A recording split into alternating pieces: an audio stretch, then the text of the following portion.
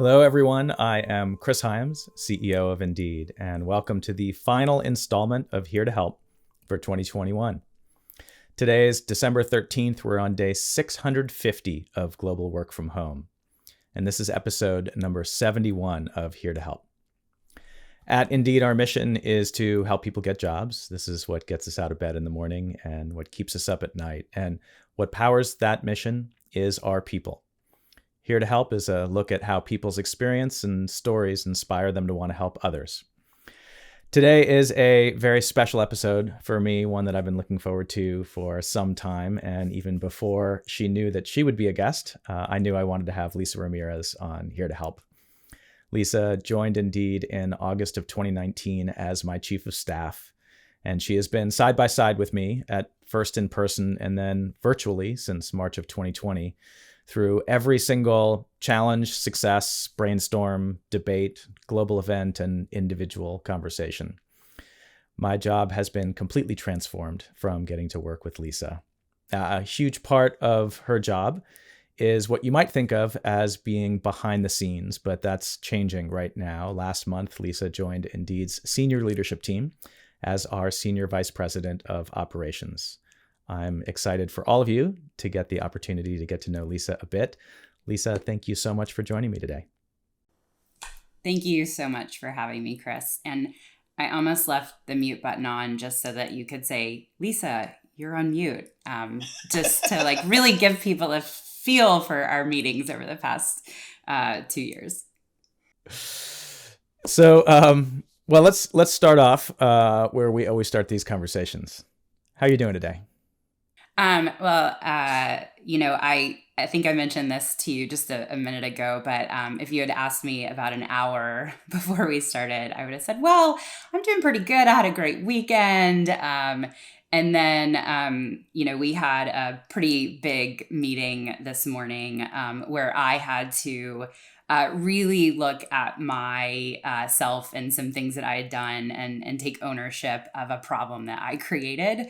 And so that's always a just great way to start a Monday, is telling the whole team, actually, the reason why everyone's upset is really something that I did wrong.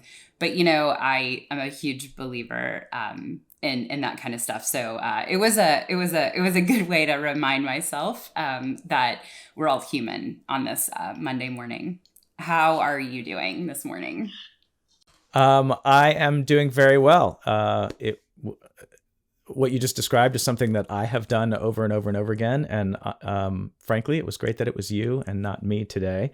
But I'm really looking forward to having this conversation. And I'm really looking forward to talking about some stuff that maybe we don't talk about very much as an organization. And I think folks are going to get a lot out of it. So let's start with your current job. So you are, as of last month, Indeed's Senior Vice President of Operations. What would you say you do around here? What does that job entail? That's a great question. I had a thought to maybe ask you, but really my job, and we talked about this, last week, what is really to enable Indeed to accomplish its vision and mission. So my job is just to make sure that everything is working at its most efficient and most effective, so that all Indeedians can really help people get jobs and put job seekers first. And so I need to be focused really at all times on anything that's getting in people's way. I think one aspect of leadership is that people sort of tend to think that you tell everyone what to do, and really we need to spend all of our time just removing obstacles so that the people on the front lines can do what they know needs to get done. And so that's really how I see my job, is just making it possible for everybody else to do theirs. One big part of what Here to Help is all about is what I like to think of as people's origin story. So how, as I say in the beginning, how their experiences and stories inspire them to want to help others.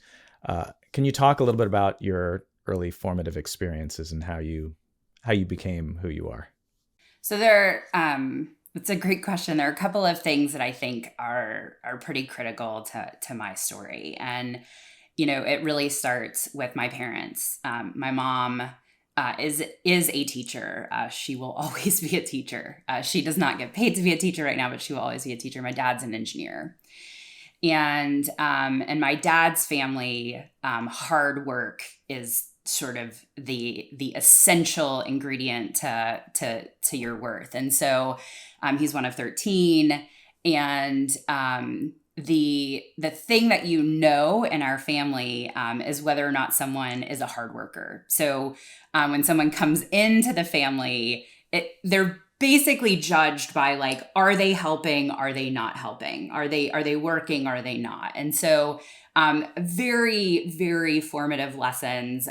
We still talk about when Kristen brought one upper to the family party and he didn't really work very hard, and we'll talk about that forever. My family also loves a good story, so you will hear lots of good stories throughout. I learned the art of a good story pretty early and often.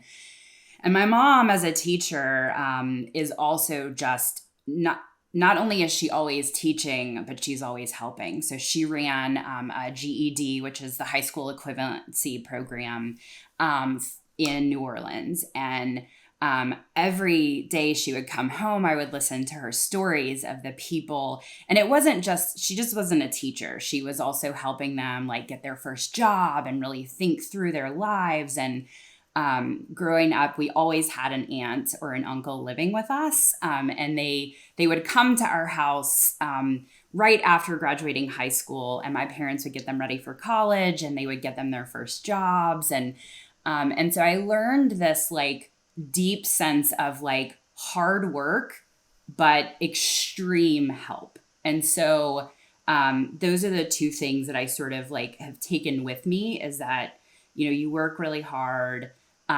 You work hard to gain privilege, if you will, and I have a very privileged existence, but then you always give back, and you're always looking for the person that you can help. So, I remember vividly my mom.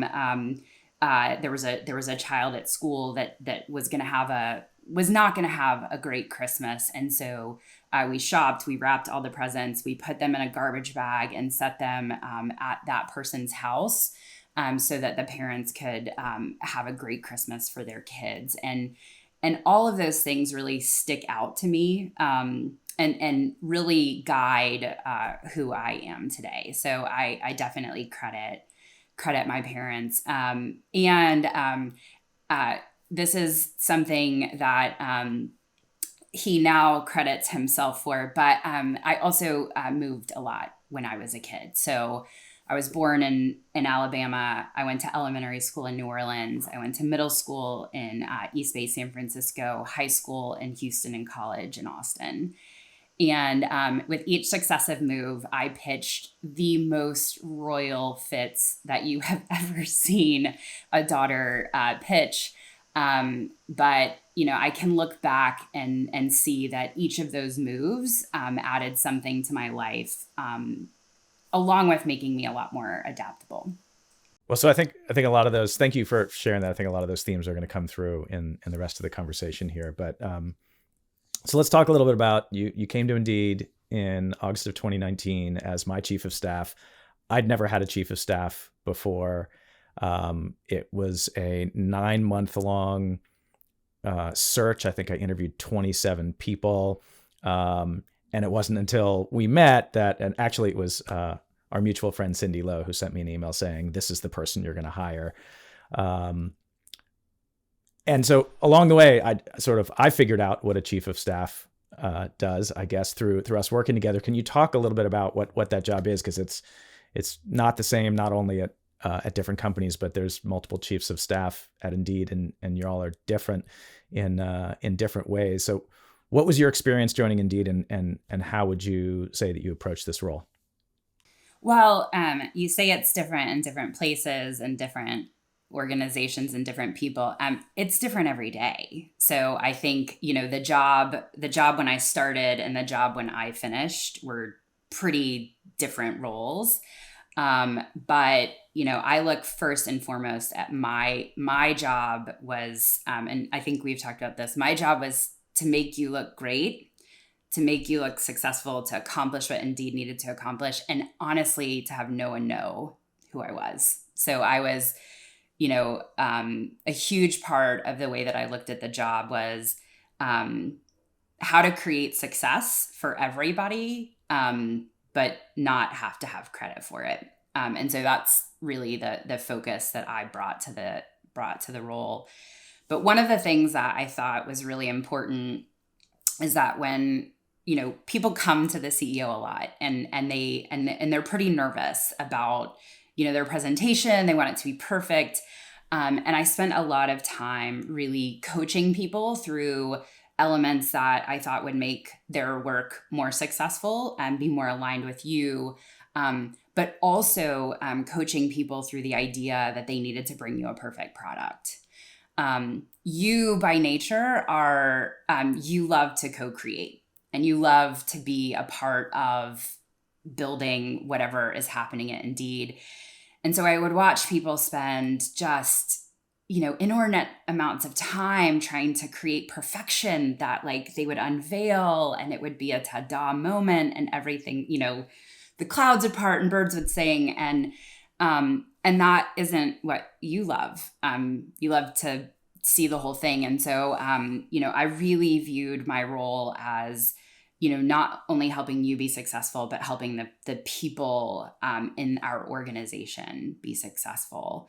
And so the job on any given day could be, I joke with people a lot, you could be sitting in a board meeting and you could be trying to figure out like how we're going to get lunch for like this group of people or squeeze a meeting in. Like it calls for like really high level thinking and really, really, in the minutia. And both are extremely important when you think about running an organization like that. You have to think about the big picture, but you also have to think about, the person that needs help on that particular day.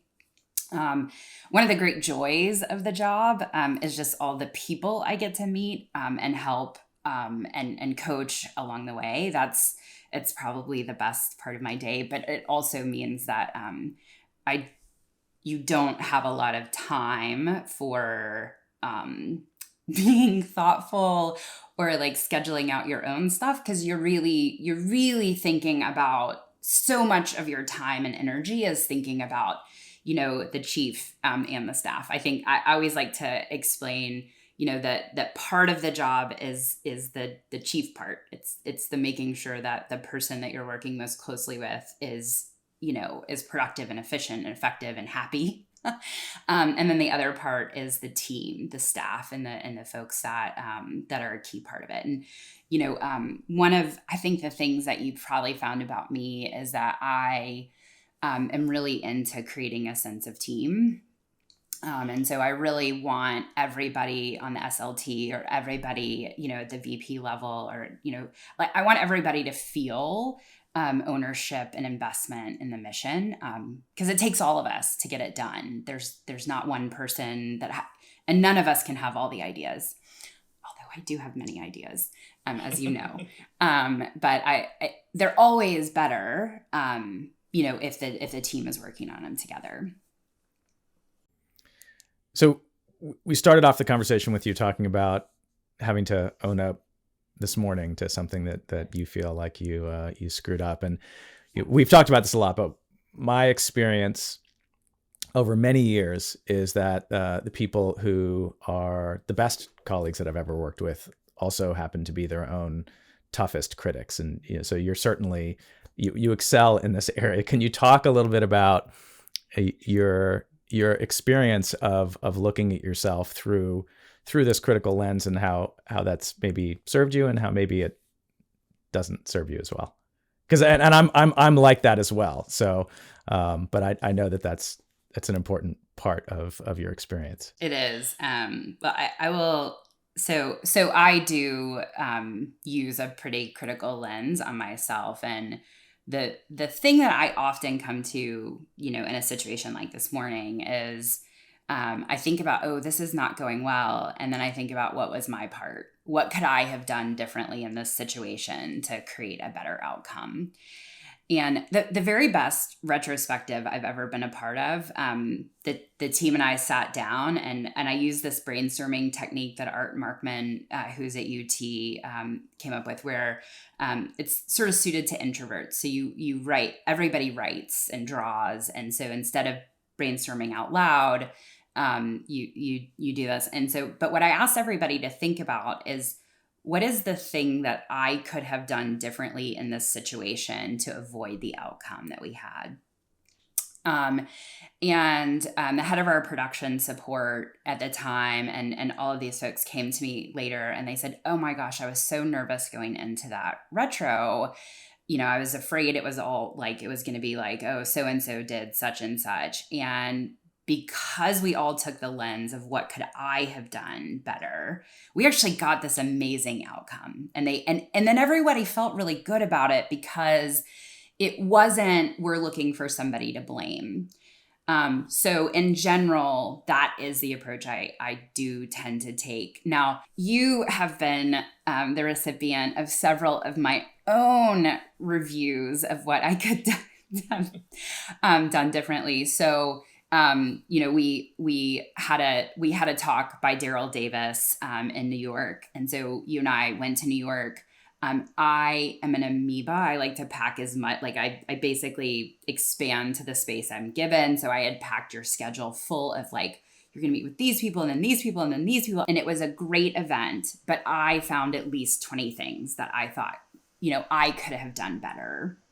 And so I wrote you a note. I shared that with some folks that I was mentoring, and their response was a little like, this is insane. The level of, because I felt like the chairs could have been better and the like scheduling could have been better. But I think if you don't, and there were some things that went great. The feel of the event was awesome. Daryl was amazing. Like there were all of these things that went great. But what I'm always focused on is, what did I learn from what didn't go great? Because we're going to have another one.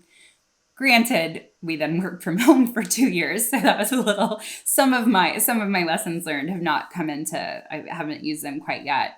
But that's really the way that I think about it. And what's been great about working with you is just the extreme honesty of, these things could have been better. And like, why in the world are you like worried about this thing? So I think, it's in addition to the like looking at yourself with a critical eye, I think having great counsel that can say, that is a great thing to worry about. This is not a great thing to worry about, is also super helpful. So I'm an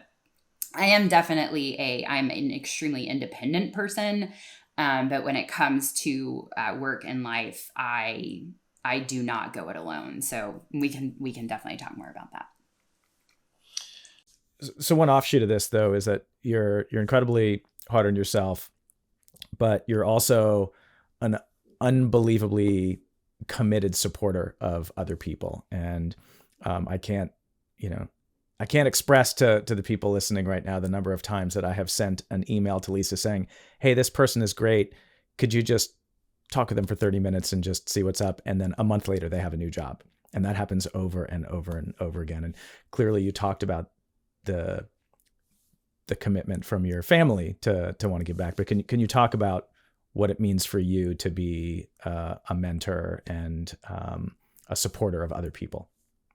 I am a friend of mine. I'll start a little bit. A friend of mine passed away earlier this year, and one of the things that I commented about him is that he's a super fan.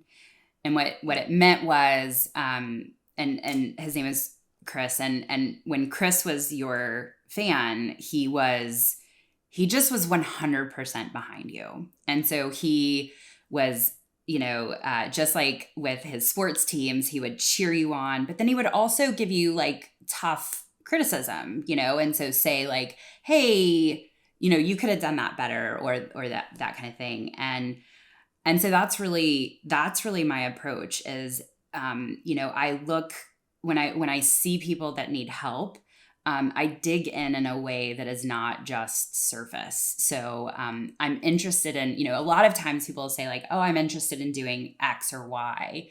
But I spend a lot of time trying to understand why they think that is a good next step. And I really try to understand, what else might be out there, and what else they should think of, because I think it's hard sometimes to think of the best thing for yourself. And so, part of my approach is really to try to see something different, that other people may not see. And so I've used this approach sort of over and over again to find really amazing hidden talent. I had an analyst that was working for me and at one point, and I would ask him, hey, could you run this data for me?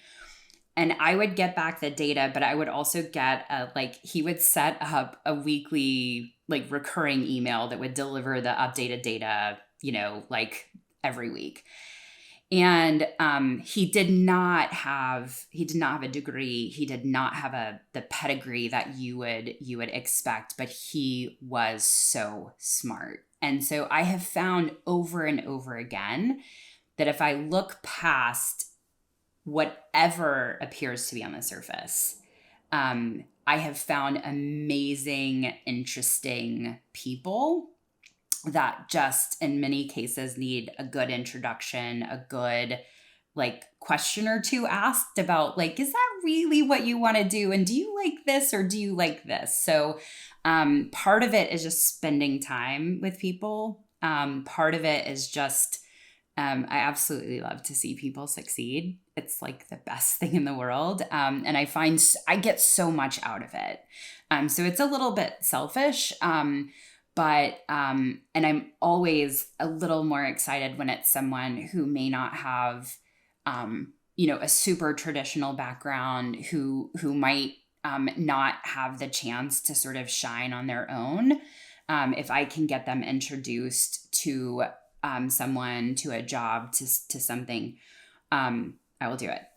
I will also tell you that I also once tanked someone's job offer because I thought the company, I'd gotten this person set up with an interview, that everything was going great, and they called and said, oh, we'd like to talk to you about the person.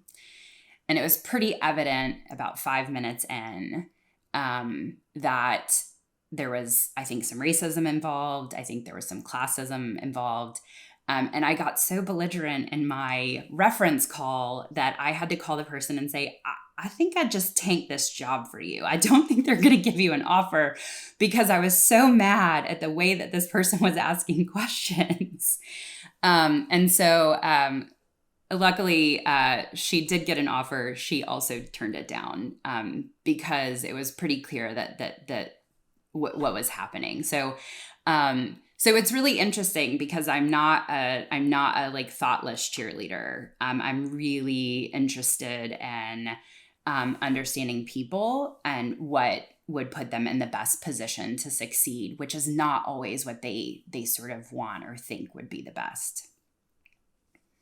After you'd been at Indeed for about a year, we had a conversation about what you really want to do with your career and your time here or anywhere. Can you tell a little bit about that story and what it is that you really want to focus on?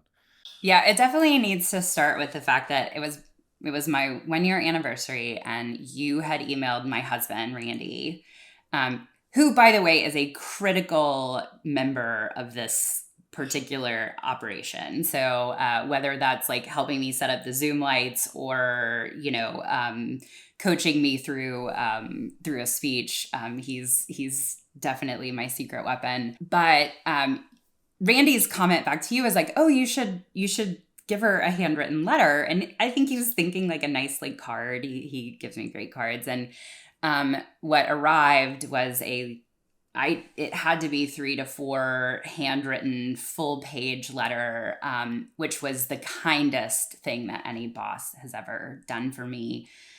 Because what was really special about it was that you demonstrated it in that you really saw me and what I was bringing to the table. And it's often that we're so busy that we don't really see each other. We don't really see what we're doing. And then you asked, and I want to understand what you're getting out of this. And so I thought about it a lot. I thought, let me make up some great job title. Let me think. And I realized that there wasn't a necessarily a job title or something that I wanted.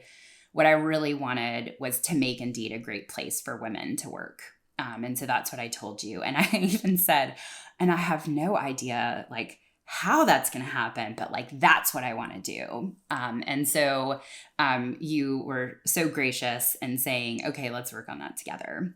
I really not only appreciate the lovely letter that you gave me, which was just, far more meaningful than any material item could have been. But I also appreciated the fact that you were interested in what I wanted to accomplish and also open to my non-traditional suggestions of what that might be. So I know it's sort of an obvious question, but can you talk about why that's important? What it is that led you to that? Of all of the things that you could say, why is that the thing that you want to do? Well, I just truly believe that when we can all come to work and contribute in a meaningful way, it's just a far more powerful situation. But to be clear, I've been a woman in the workforce for over 20 years, and I've had really varying degrees of experience. When I started in consulting, there were a lot of women for me to look up to. I had great mentors that were all women. And then as I got into fintech, financial services, that wasn't the case.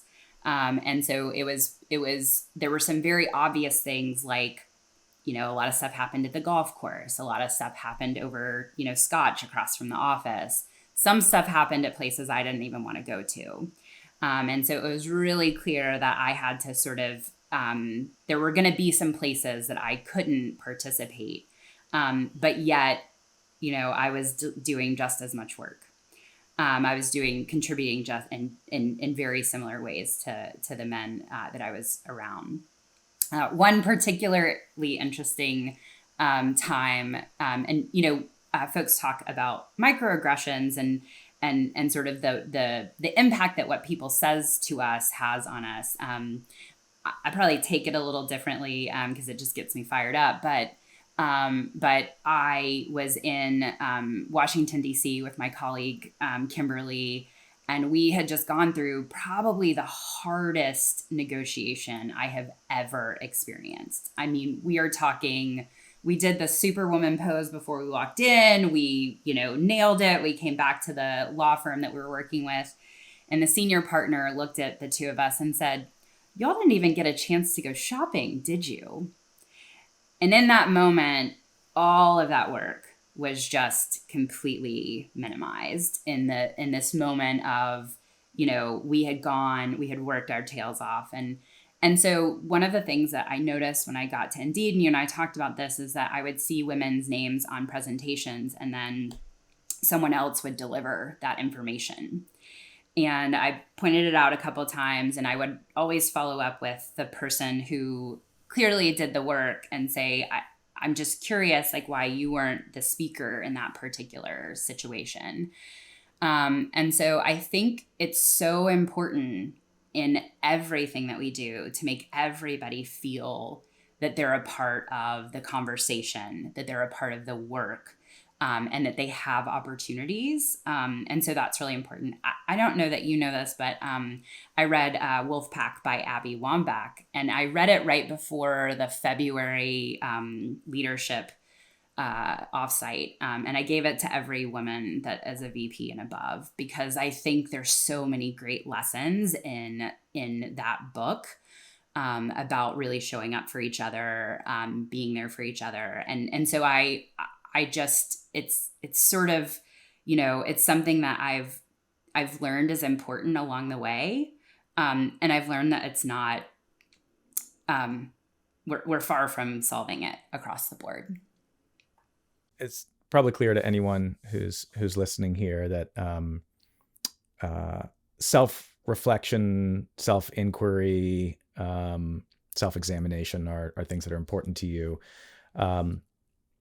So you went through a process a little while back, having a 360, which is something that we do for folks in leadership here and at different levels of the organization, and started working with a coach. Can you talk a little bit about that experience? I can. One of the things that's so important about admitting mistakes is that I feel very much that if I understand what's wrong, I can own fixing it. And so I'm always about, not only like understanding what mistake was made, but then owning the fix. And that goes all the way back to, I'll take a slight diversion. This will not shock you. It goes all the way back to me putting the wrong phone number on a letter that went out to, I think, hundreds of thousands of people early in my career. It was supposed to be for our call center, and it rang to some company in Argentina, I believe. And I was devastated. I was in tears. And the CTO of our company called me and he said, "Lisa, I once took down the entire British banking system. This is nothing. You will get over this. Everything will be fine. We just need to reroute that phone number to our call center." And so I got on, fixing it.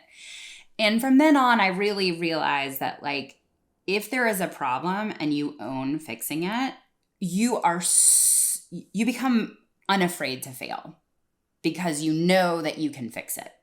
If you spend all your life trying to be perfect, you will never succeed, because perfection doesn't exist. It's like the horizon. You don't ever get there. And you don't try things, because you only do the things that you can be really, really good at. And so all that to say that in the 360 process, I received feedback that I found deeply disturbing.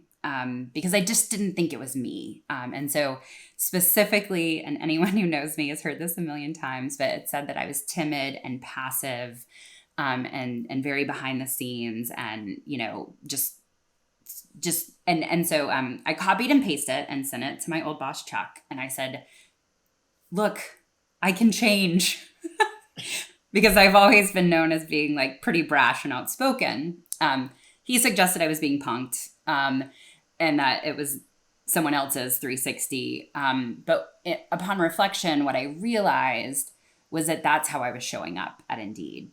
It wasn't who I was, but it was really how I was. It was really how I had, taken on the job of chief of staff. And, some early feedback had been to like really just, like be quiet, listen. And so I did it. And then I really thought, is this a place for me to work? And so I was walking with my friend Megan, and I was going over like, I've really changed who I am, and I'm just not sure that this can be, maybe it's just not the right place for me. And Megan just said, "This is BS." She just called me out on it and said, you're really good at being a chief of staff. You're really great at this job, and you work for a great company. And I thought, that's all really true. And so then I started working with my coach, Elle, and it's really transformed things for me. So one of the things was like, I had definitely gotten into my own head about the whole situation and thinking like, oh, I've changed myself and this is such a problem. And it wasn't. That was all manufactured. That was the story I told myself. I think you talk about your own fake news, right? That was what I had invented. And the truth was that, the organization was totally open to hearing what I had to say, good, bad, and indifferent. And it really, both the 360, which was an amazing process, and the subsequent intense 10 weeks of coaching that I went through, really helped me dig so much deeper than I ever had into some of the way that I lead. My coach made me fill in the blank, like I lead by, or, my power comes from. Talking about power, that was not something that I like necessarily felt comfortable with. But I explored so much and got so much deeper than I ever had. I now give her name to everyone because I really wish that I'd done, that kind of level of 360 in coaching so much earlier in my career. Like that would have been really remarkable to have had, that level of depth and understanding of myself and my, both my reactions to people as well as the way that I was showing up. And I'll tell you this one story that I think you'll appreciate, in that, at one point, Elle was explaining to me that like there were these phases and discernment. I was just supposed to do nothing. I was supposed to like really allow like, sort of things to like, happen, or, for the universe to reveal itself. And so I said, okay, so am I supposed to like, I'm supposed to be quiet? And she's like, no, it's like nothing. You're not supposed to do anything. And I said, okay, so I'm supposed to meditate. She said, no, it's not about meditate. I'm supposed to walk. Like, no, it's not those things. And I was like, I don't have words for this thing called nothing. Like, I just realized that there was like nothing in me that could just do nothing. And like I said, hard work is really important to me. I had my first job at 11. I was a paper carrier for the San Ramon Valley Times. I got up every morning at 5:30 and delivered papers so that I could go to space camp. So like I have literally been working and sort of thinking and moving for so long, that I just said, Elle, I just don't know what you're talking about. And so she's been super helpful in helping me slow down and really be much more thoughtful about what's happening, how I'm reacting to it, and then what that means going forward. Anyone who gets to know you at all gets to understand pretty quickly how important your family is to you. And, you're all about Mo and Big Guy and Randy, but of course the sort of center of all that is your amazing daughter, Marley, who is a force of nature, and clearly will be running the world someday.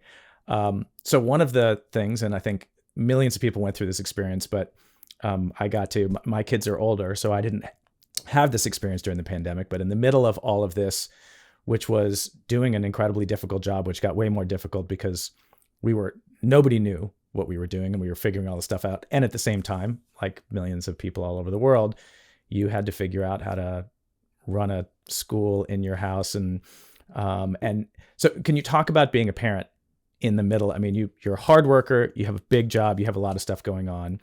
And this is, a central part of who you are as a person. And so how do those things work together? Well, in the spirit of admitting failure, I learned very distinctly during this time that I am not a good teacher. And so we went to work from home, and Marley was still going to school. And so I was working all day. She was going to school. I was still working out, and it was like sort of this like fantasy land of time. And then they came home from school, and Marley is so social, and is also she's also dyslexic.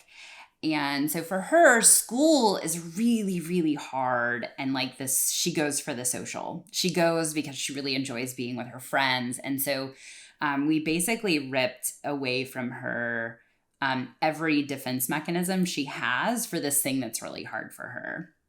And so she was just stuck with school and no social, and a mom that was working quite a bit. And so we did everything. We moved this desk upstairs, and she sat next to me. We did Zooms together. Okay, that didn't work. I mean, I felt like the pandemic was like just move furniture around for a while because we just were trying to find the optimal configuration. And And then when school was going to start back, and we somehow cobbled it together through the summer. At one point, you and I looked at each other and said, we both have these girls that could really use something, use someone. And so I asked your daughter, Maisie, if she would meet with Marley just once a day. And then I learned that Marley had been hiding around the house and asking Maisie, like, guess where I am. And it turned out she was like in my dirty clothes. And so at the moment where you realize that your boss's daughter has like seen your, dirty underwear, you've kind of lost, like, that's it. Like, that's sort of the point at which you're like, okay, anything goes here. Like, we're just trying to make it through. And then I really, wanted her to have a good, so there were things like we went to my parents' house for several weeks at a time so that, she could be around my parents, and that she would have a little bit more socialization. We did start a pod school. I checked off head of school as another career aspiration that I am not suited for. Hiring teachers, managing parents and schedules and all of that was just not great for me. And so we sent her back to school early. But even in that, we were managing, school only went till noon, and then we needed someone to pick her up, and then we needed, and she needed tutoring. And so when I talked to people about it, and then my grandfather died and she couldn't go back to school. When I think about it, I get a little bit stressed because of everything that we did. In the moment, I just kept going. But when I really reflect, it was awful. And I get overwhelmed by just the sheer amount of change and so it's been really great to have her back in school and activities. So she swims, she does volleyball, she's now playing basketball, and she does acting. And I will say that one sort of like port in the storm was that her amazing acting teacher, Alana Adderley, kept going. So she did class by Zoom, and then she did, she calls it Broadway in the backyard. And so she would show up and do small classes of kids that like were already kind of potted up. And that alone, so we had some really critical touch points throughout it all, that really helped us make it through. A really great nanny, Brooke, who took her places. But you and I talked about this. One of the things I realized was that I got kind of disconnected from her and all of that. And so at the beginning of this school year, I wrote you a note and just said, I am always taking Marley to school. That is, I have to move meetings around. I will make it work.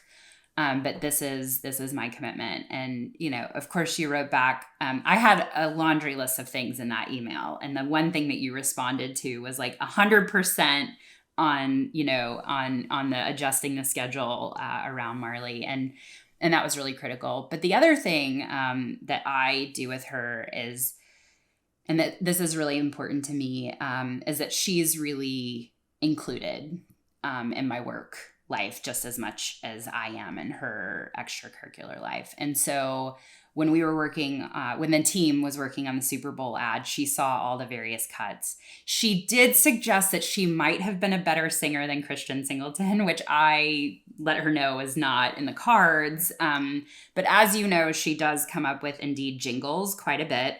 So her latest just heard one last week. Last week. She recorded it in the car. She's available anytime, Jennifer Warren. But I think it's really helpful for her to not just see me work, but to have some sense of what I'm doing. And so I do let her, I let her know when it's a good day. I let her know when it's not been a great day. And she offers helpful things like, I'll say it's been a particularly challenging day. And she goes, Mom, you wanted a challenge. That's why you left that other job. You wanted this challenge. And so, I always find her feedback, is what I like to call it, really really helpful. But it's also part of, the way that I live life, is that like when you get me, you get my dad, big guy, you get Mo, you get my sisters, Amy and Rebecca, who are just amazing support system. You get Marley, you get Randy, you get the whole package, because my sister gave us a t-shirt once that says, don't mom alone. And that's really kind of how I live life, is as a team effort. So And you just dropped off your Christmas card, which is signed Team Ramirez. So it's definitely a team effort. it is a team effort. And actually, my that really came from, so just for everybody's awareness, we call our family Team Ramirez. Everything, like we have shirts, we have everything is around this concept of team. And that's because my husband and I were engaged and something particularly challenging was happening. And he just looked at me and he said, we're a team. Like, this is like it's you and I. And from that moment forward, I felt, when you're on a team, like you just feel like you can accomplish so much more. And so we actually, like, everything with our wedding, everything since then has been Team Ramirez. But like the underlying thing there is that's because that is the way that we live our life, and that's the way that we approach it. And it's just really important, to sort of like always ground ourselves in that. Well, we could go on for a long time, but I'm gonna wrap this up here with the question that we like to close with, which is there anything in your experience since the start of the pandemic that has left you optimistic for the future? Yeah, well, there are some things that I just really think that we might have learned, and I just hope that we take advantage of those lessons. And so when I think about the some of the artifice that we've just sort of that's melted away, so some of the filters that we had to say what success looked like and what success wasn't. So I hope we continue to knock those down, and really look past that. I hope that we take the data from that time when no one was going anywhere, and use that to really think about how we treat the planet. Because I think, when you think about what we're data-driven decision makers, I hope that like we could really take that moment in time, that great experiment. I'm hopeful that we've started to realize how essential childcare and education is to the future of our economy. When childcare and education doesn't work, like the economy basically grinds to a halt. And I hope that we really take that so seriously. And I hope that opportunities that opened up in this moment for people continue. I hope we, really listen to frontline workers, when we think about the past. And I sort of mentioned this to you earlier, but I hope I never have to go to a grocery store ever again. That's an experience that I would love to leave. Oh, there was one other thing I was thinking about, is that like I hope we really normalize the use of masks when we're sick. Like I love it's been so phenomenal to have been in this like mask wearing, socially distanced mode where where we aren't catching colds all the time and that kind of thing. That would be a really fabulous thing to continue. Well, thank you for sharing all that. Thank you for this whole conversation, but really I had a chance after hearing all these stories to get to meet a big guy at a performance of Marley's a while back. And he pulled me aside and said, you know what you got to do with Lisa, just keep her busy. So if big guy, I'm sure is listening to this, I'm doing my best. I think it's working. And, but I just want to say thank you.